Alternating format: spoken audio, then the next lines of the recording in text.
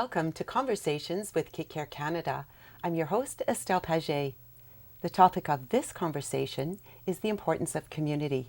And with us in the studio is an absolute leader when it comes to developing and delivering a community of support. And that's Colleen Hobson. Colleen, thank you so much for coming. Thanks for having me, Estelle. So in a couple of minutes, I'm going to ask you to share a key message for viewers. But first, I'd love it if they could get to know you a little bit. So what can you tell us about you, the work you do, and maybe even why you do it? The why, that's a big question.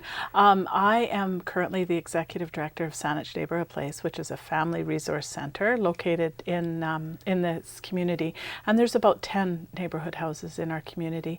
I have been doing the work that I love for about 20 years.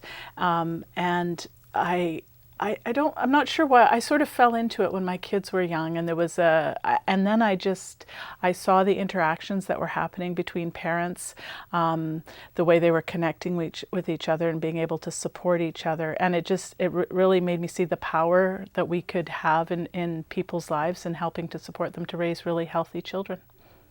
Actually, that's a great lead-in to what your key message is. Okay. Yeah, so would you tell us what that is? Sure. I think for us at Saanich Neighbourhood Place and a lot of the community organizations we deal with, what we would talk about is how important it is for parents to connect with each other, to build up those social support networks. It's not as easy as it used to be when I was a child or when our parents were children. People aren't at home as much anymore, and I think we have to go out and more assertively be building some of those connections. So I think that's the big one. And one of the things that Neighbourhood Places do, our family resource centres, is provide that opportunity for parents to connect with each other. It's difficult being a parent. It's challenging. Our kids, they don't come with manuals telling us how they need to be loved and cared for, and we have to learn it on the job. So having those networks is really important. I think the other one is that we don't have to be perfect as parents, that it's not, that kids, children, babies are all very forgiving, and that we need to learn to forgive ourselves a little bit. That's lovely. So I've heard you say that support, it's ours to give and it's ours to receive. Mm-hmm. And there's somebody else who talks a lot about support, and that's Dr. Daniel Siegel. He is a psychiatrist based in California, and in a video we did with him called A Community of Support, he speaks about this, and we'll just take a look at that now. Perfect.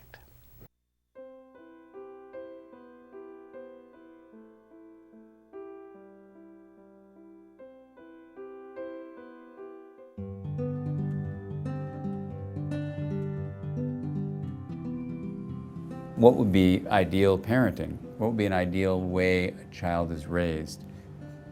We as a human family evolved to have something called allo-parenting. Allo means other, and parenting is a person who's taking care of a kid. Yet too often in modern life, families are isolated. The quote nuclear family is a cluster together, and there's too much pressure placed on one individual, the mom usually, to raise this child. The child was meant to be raised in a village. You're supposed to have others, older, wiser, stronger individuals who are there to care for this child. And the baby's attachment system in the baby's brain can have more than one attachment figure. And so the idea that it's just the mom, I think, is unhealthy pressure placed on a mom in a scientific view that's inaccurate.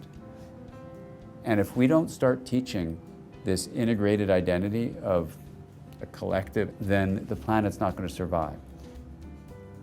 And so everything we do, I think, has got to be with the health, not just of our children and our families and our neighborhoods, but with the larger world in mind. And together as a human family, I think we can turn things around and really learn how to not only serve the world, but to savor the world too.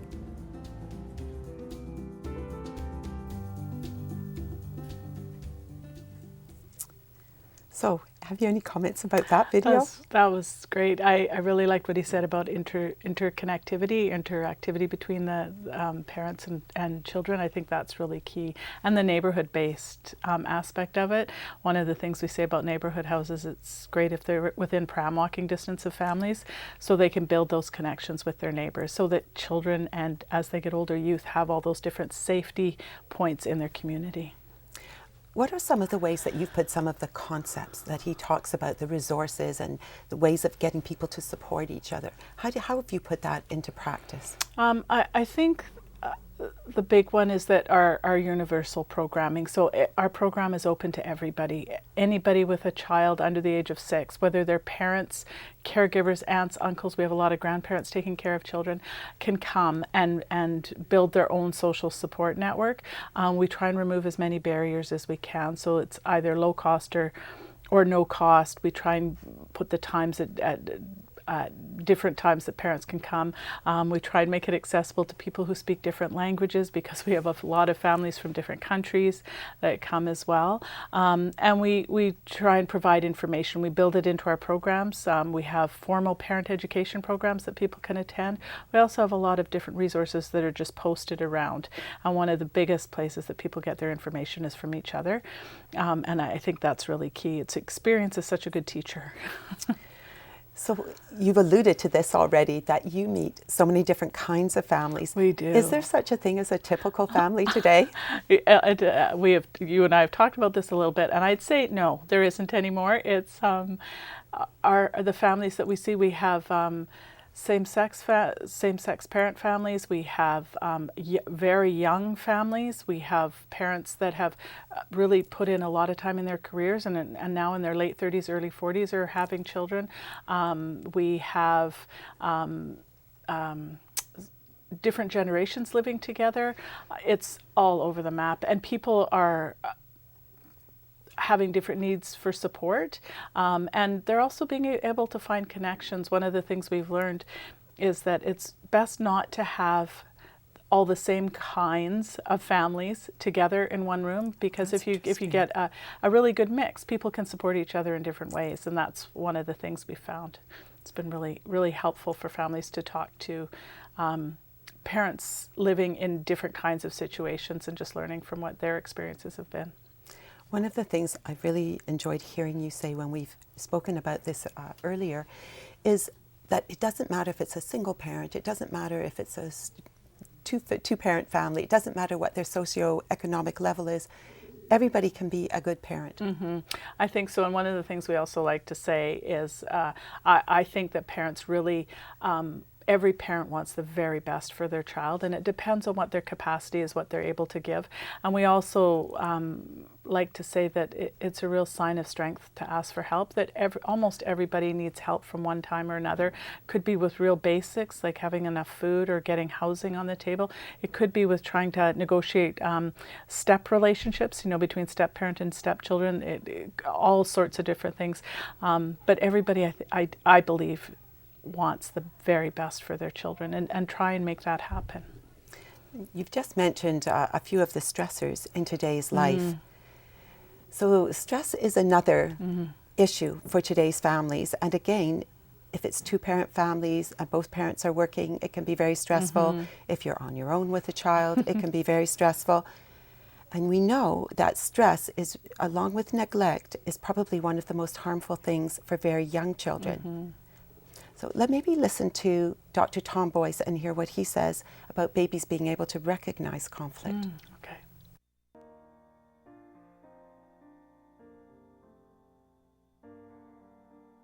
Babies, like all human beings, come with abilities to detect emotion, to detect the emotions of sadness and anger, as well as the emotions of joy and pleasure.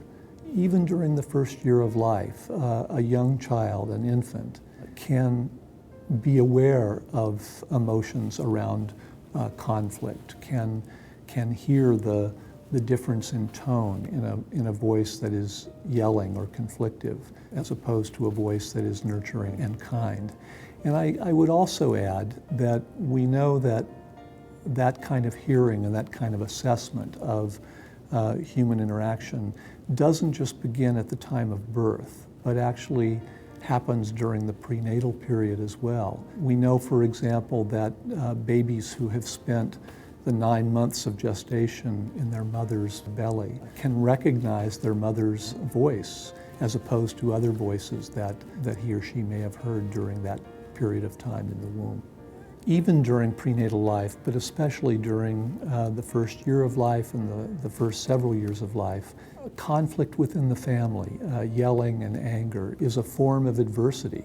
It's a form of stress that can affect children's well-being. We know that exposure to that and other kinds of adversity can fundamentally change the development of the child's biology, the circuitry in the brain, the areas of the brain that deal with socio-emotional development, can change even the immune system, can change the way that the body's metabolism is regulated. So all of these experiences of what we think of as toxic stress can, over months and years of time, really fundamentally alter the biology of the child and affect that child's vulnerability to illness and mental disorder, often for the remainder of life.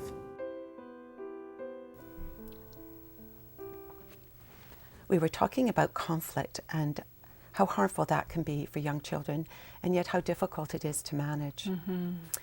Have you any suggestions for parents about what they can do? Yeah, you're right. There is so much conflict in today's families, or stress as well.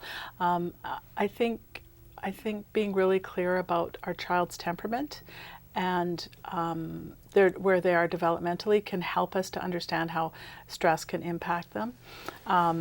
And so I think those are the key things for that. Thank you. We're going to move to break, and after that we'll continue this conversation.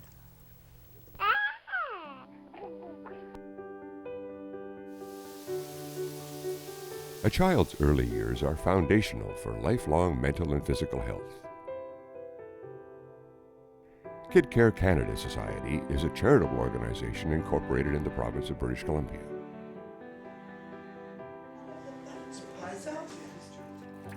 We seek to empower families to raise their children to be socially and emotionally healthy, and ensure families and those who support them have easy access to relevant, current research at no cost to the end user. Our appealing videos, now being captioned in various languages, feature world-renowned experts and real families. To access these videos and other free resources, log on to KidCareCanada.org.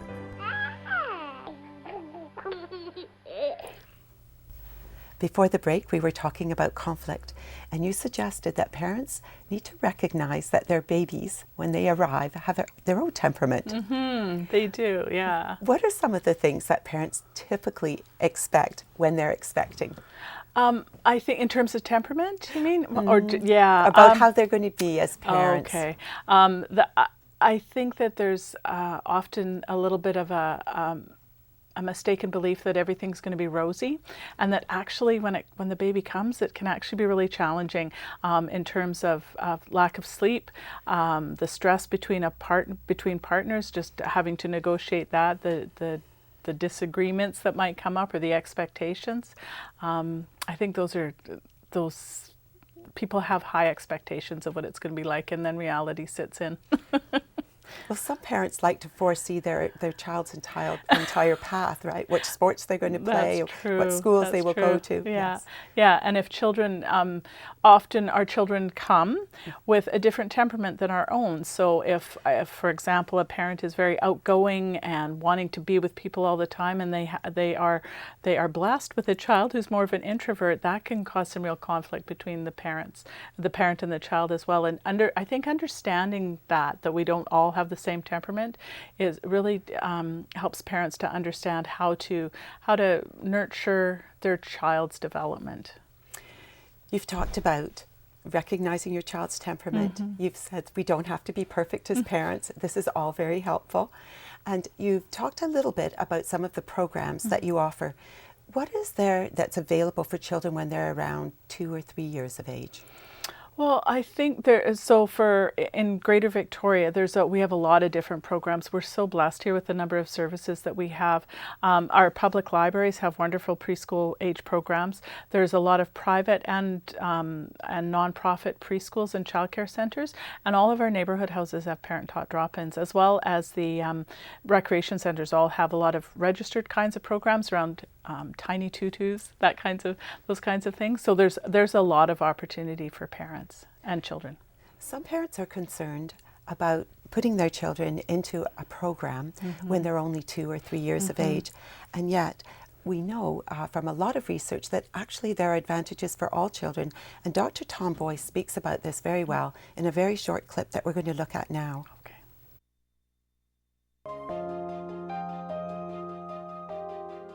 The evidence from child development research is pretty clear. The earlier a child begins to experience intensive and sustained learning, the better off that child is going to be in terms of educational attainment for the rest of childhood and adolescence, in terms of the development of intellectual and cognitive ability. And we've talked about how children begin learning even in the first few months and years of life within their family. It's a learning environment that they experience. So it is certainly all to the good for children as early as 2 or 3 to come into a preschool environment and to begin to learn both cognitive skills, colors, sometimes the ability to have basic reading skills established. Importantly, beginning to learn how to interact with peers of their same age and understanding how social relationships work. So the evidence is certainly that children from all socioeconomic walks of life benefit from early education that begins to happen in the family in the first few years of life, but then can begin to happen and flourish even more in the preschool years and on into primary school.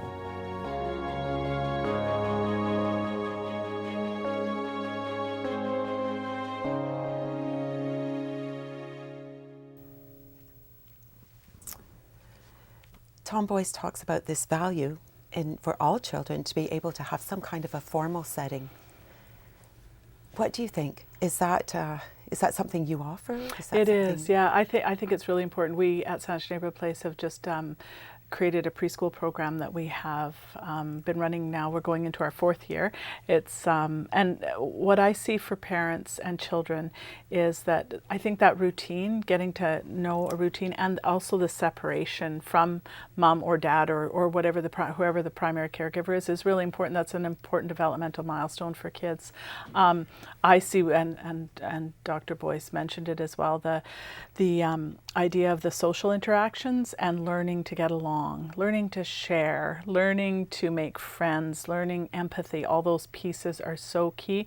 We put much less emphasis on sort of the reading and writing. There's some of those basic skills, learning to hold scissors and that sort of thing, but it's more the social emotional piece that we think is really strengthened by early any kind of childcare opportunities that parents have. I think it's a really good opportunity for parents and plus it gives parents a break, which they may need. Yeah. So 2 things come to mind from what you've just said. One is the separation and the value that has for children. And the other is that many families today need to put their children into daycare. And so many have concerns about that. Children do get sick. They pick up all these different germs. But there's value for the children. Absolutely. I see that. It also provides children with a lot of consistency. One of the things that we're often seeing is that parents are having to make do with childcare arrangements. So the childcare there's not a lot, it's expensive, and this is, as you know, an expensive city to live in. So they're meshing together different childcare opportunities. So they might be with grandma a couple of days a week, another childcare center a couple of days a week, and some of that, it adds stress to families' lives as well, but it's what families are having to do to make things work. Yeah. We've talked about stress and we've talked about how it can be harmful. But another thing which is very interesting about stress is a little bit is actually very good for children. When you mention the separation between parent and child, the last person we're going to hear from today is Dr. Carolyn Steinberg.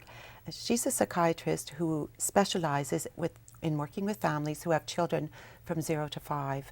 And one of the things she talks about is that children do need to have that separation from parents and little bits of stress, manageable stress, so that they can become resilient. Yes.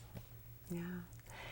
The other thing that, she talks about many things, but she also talks about the value in having a strong attachment relationship for a child and some consistency over the first couple of years of life. I think that can really, having that strong attachment can really mitigate stress for young children. And it was interesting to hear that children do well by having a strong attachment with more than one person. Some parents are a little nervous if they see that their child is strongly attached to a different adult, but in fact, that's what benefits the child and gives them a sense of security. And a sense of community. Yeah.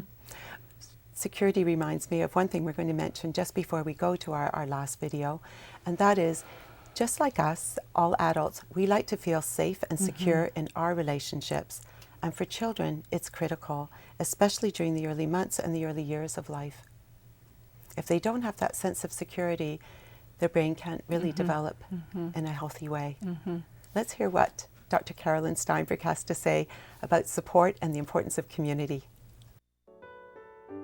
I know there's a trite old phrase about it takes a village to raise a child, but I do firmly believe that a family and a community need to provide an envelope of services around a newborn baby so that the family can do the best job they can raising this infant and we have a functional member of our society.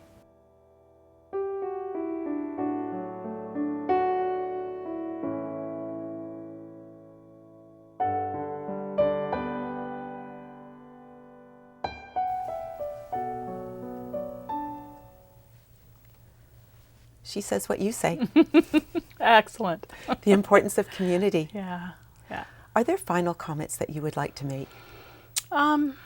I guess one of the things that I would want parents to know is just revisiting the idea, excuse me, that parents don't have to be perfect. We can't be perfect. In fact, one of the parenting programs we do is called Nobody's Perfect, and not having that expectation. I caution parents with social media just to be careful and not to have too high of expectations for themselves and their family.